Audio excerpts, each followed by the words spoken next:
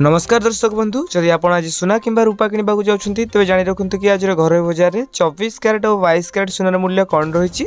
आज भारतीय बजार में 24 क्यारेट सुनार मूल्य 1,01,080 टंका रही बेले 22 क्यारेट सुनार मूल्य 92,650 टंका रही।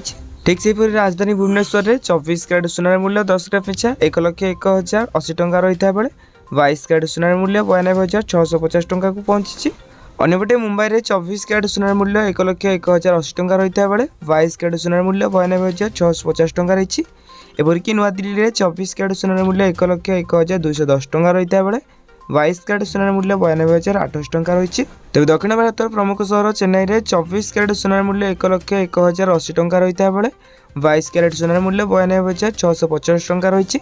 एपरिक पूर्व भारत प्रमुख सहर कलिकता में 1,01,080 टंका और 92,650 टंका रही सुना दर। अन्यपटे रूपा किलो पिछा 1,12,000 टंका को पहुंची। जदि आपण मैंने प्रतिदिन सठिक सुनार मूल्य जानवा चाहते तेज आम चैनल को सब्सक्राइब कर पाखे आसता बेल आइकन को ऑल बटन में सेट कर दिंतु। आ वीडियो को लाइक करने सहित टेलीग्राम चैनल जॉइन जातु जार लिंक वीडियो डिस्क्रिप्शन अच्छी।